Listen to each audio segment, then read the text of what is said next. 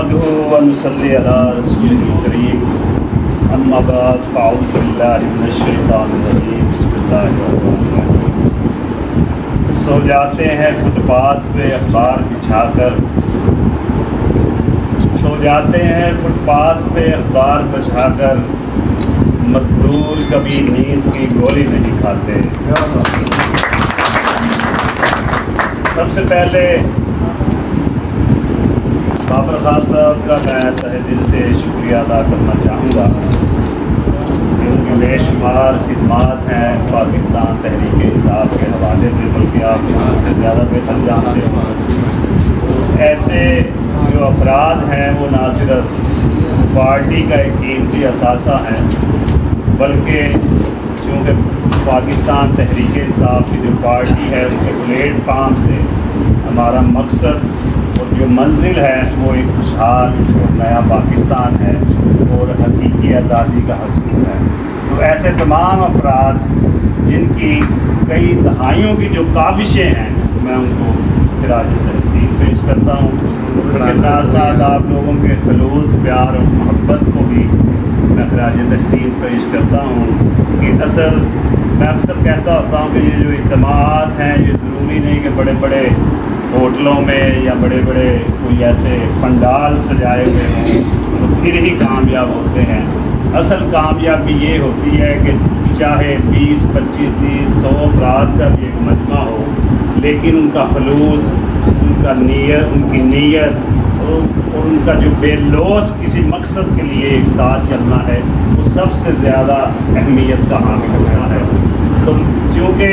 Pakistan Tehreek Insaf labour wing के हवाले से हम यहाँ पर सब इकट्ठे हैं, तो मज़दूर की जो अज़मत है वो ना सिर्फ अल्लाह ताला जो है वो खुद इसकी अज़मत को बयान करता है। अहादीस मुबारका में बेशुमार अहादीस मिलती हैं कि हाथ से कमाने वाले को अल्लाह का दोस्त कहा जाता है। तो हम सब ही मुख्तलिफ तर्ज से जो है मज़दूर हैं, चाहे हमारे पेशे मुख्तलिफ हो सकते हैं, काम मुख्तलिफ हो सकते हैं, लेकिन हर बंदा जो है वो मज़दूर है। लेकिन जो एक हमारा मुआशरती जो इसकी डेफिनेशन चल रही है कि हर उस सख्त जान काम करने वाले को मज़दूर कहा जाता है कि जिसका बज़ाहिर तो हम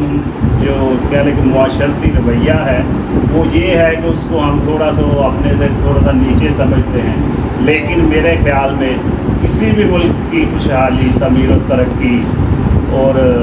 जो उसकी बका है, उसकी जो तरक्की है, उसमें सबसे अहम किरदार जो है वो मज़दूर का होता है। और इमरान खान साहब का जो विज़न है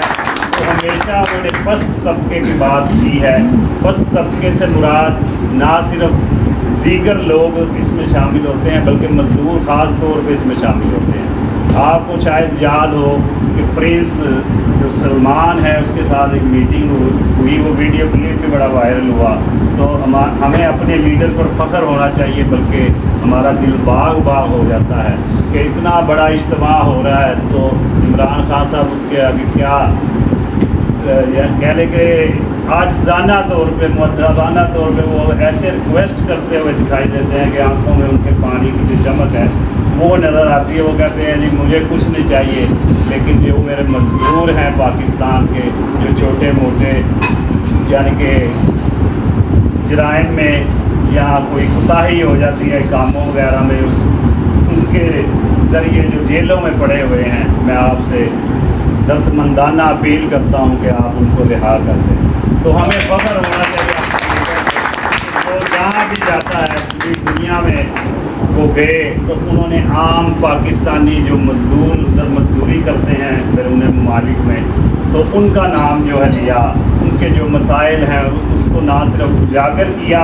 बल्कि अमली तौर पर जो है इक़दामात हुकूमत में रहते हुए उठाए, जिसकी ज़िंदा मिसाल पूरा आजकल तो सोशल मीडिया है। हर खबर जो है चंद सेकंड में पहुंच जाती है कि अमारात से खबरें आ रही हैं जी इतने 100 मजदूर जो है रिहा कर दिए गए। वज़ीर आज़म पाकिस्तान इमरान खान साहब की स्पेशल रिक्वेस्ट पर सऊदी अरब से इतने मजदूर आ गए। क्योंकि मैं खुद 18 साल कुवैत में रहा हूँ,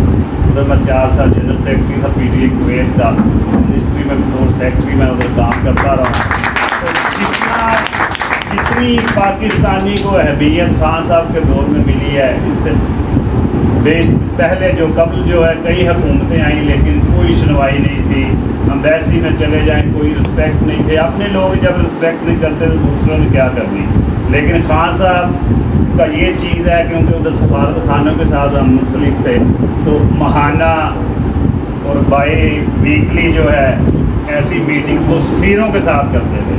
بلکہ اوورسیز میں پہلی دفعہ خان صاحب نے یہ کلچر متعارف کرایا کہ سفیر ادھر ہر ہفتے کھلی کچہری امبیسیوں کے اندر لگائیں اور عام بندے کے جو مسائل ہیں اس کو سنیں اور ان کو حل کریں. تو انشاءاللہ تعالیٰ یہ تو ہو گیا تھوڑا سا لیبر کے حوالے سے کہ حدیث مبارکہ میں بھی آتا کہ پسینہ خشک ہونے سے پہلے اس کی اجرت ادا کر دو اور کسی کے ساتھ وعدہ خلافی مت کرو. تو یہ بھی احکامات ہمارے سامنے ہیں. لیکن ہماری بدقسمتی یہ ہے کہ ہم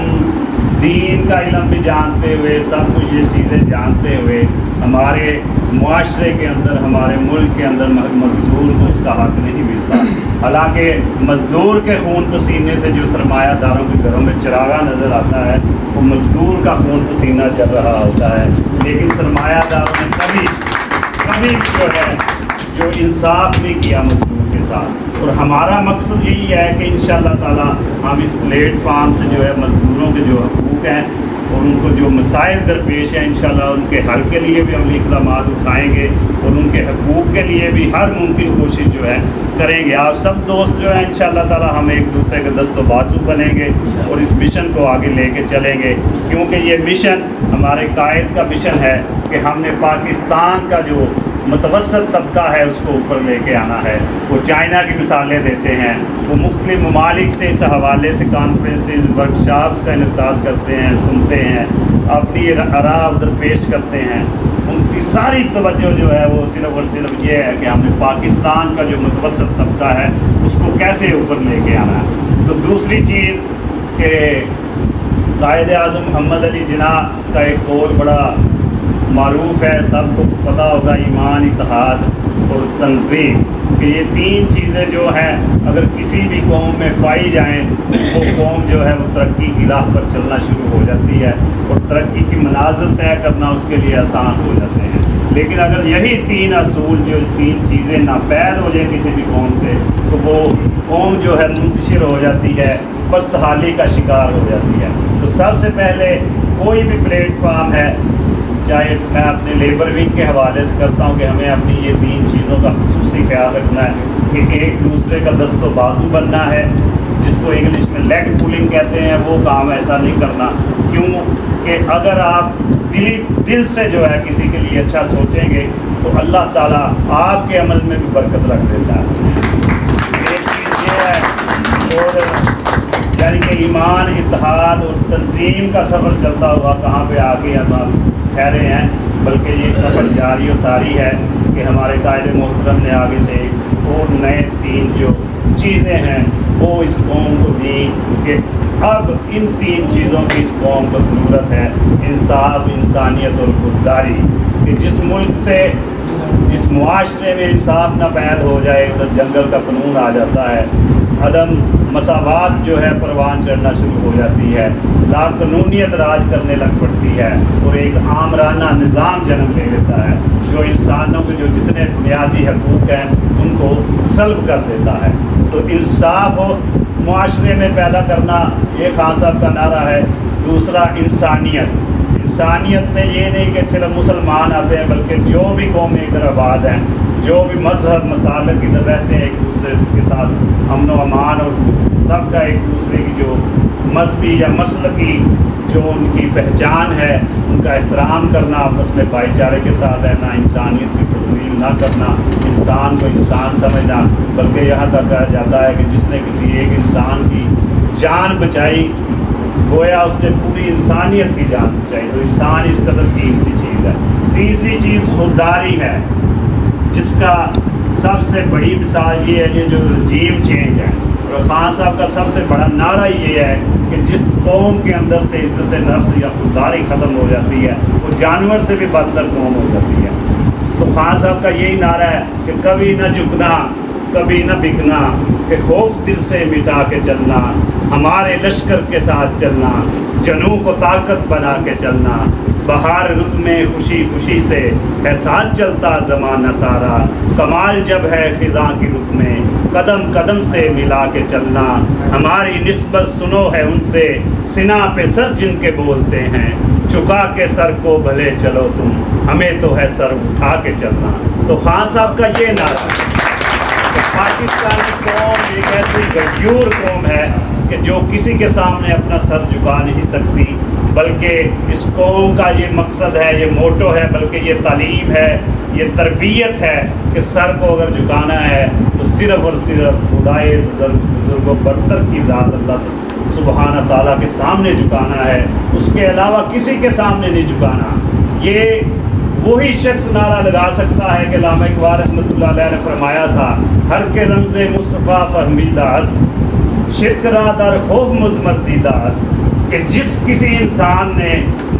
رمز مصطفیٰ کو پہچان لیا تو کسی دوسرے کا خوف جو ہے اس کے لیے شرک کے مترادف ہے۔ تو خان صاحب ریاست مدینہ کا نعرہ ایسے نہیں لگاتے، انہوں نے اپنے آپ کو آقا دو جہاں سرور کائنات حضرت محمد مصطفیٰ صلی اللہ علیہ وسلم کی غلامی میں دے دیا ہے، اور جو شخص ان کی غلامی میں آ جائے ساری دنیا جہاں کے جتنے مرضی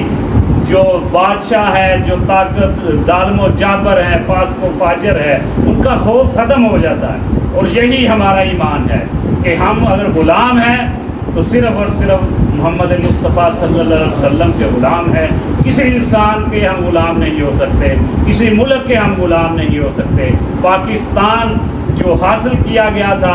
وہ اسی لیے حاصل کیا تھا کہ قائد اعظم محمد علی جناح نے فرمایا تھا، we demand Pakistan just to have a piece of land where we could experiment on Islamic principle، کہ ہم نے پاکستان کا مطالبہ فقط زمین کا ایک ٹکڑا حاصل کرنے کے لیے نہیں کیا تھا، بلکہ ہم ایک ایسی تجربہ گاہ چاہتے تھے کہ جہاں آزادی کے ساتھ جو ہے ہم اسلامی جو اصول ہیں ان کے مطابق اپنی زندگیاں بسر کر سکیں، ان کے مطابق آزادانہ اپنی عبادات جو ہیں وہ ادا کر سکیں۔ تو یہ پاکستان کا مقصد تھا، لیکن افسوس کہ ہم نے زمین کا ٹکڑا تو حاصل کر لیا، لیکن آج بھی ہم ذہنی غلام ہیں، معاشی و معاشرتی غلامی کے زنجیروں میں جکڑے ہوئے ہیں۔ تو خان صاحب کا یہی نعرہ ہے کہ ہم نے ذہن کو بھی جو ہے غلامی سے آزادی دلوانی ہے، اور جو ہمارا معاشی اور معاشرتی نظام ہے، اقتصادی نظام ہے، اس کو بھی غلامی کے چنگل سے چھڑانا ہے۔ یہی وجہ ہے یہ رجیم چینج کی کہ ان کو یہ نظر آنا شروع ہو گیا تھا کہ عمران خان صاحب جو ہے ملک کو ایک ایسی ڈگر پر لے کے چل پڑے تھے کہ چند ہی سالوں میں جو ہے ہم نے یہ IMF اور امریکہ کی غلامی سے جان چھڑا لینی تھی۔ تو انہوں نے کہا یہ تو مستقل طور پہ ہمارے ہاتھ سے نکل جائے گا پاکستان۔ تو انہوں نے کچھ ایسے لوگوں کا انتخاب کیا کہ جو ان کے انگلیوں کے اشاروں پہ کٹ پتلیوں کی طرح ناچتے ہوئے نظر آتے ہیں۔ تو یہ 3-4 مہینوں میں دیکھ لیں کہ ملک کا جو حال ہے وہ آپ کے سامنے ہے کہ اگر حقیقی آزادی کے جو حقیقی عوامی جمہور کی جو طاقت ہے، اس کا منتخب کردہ جو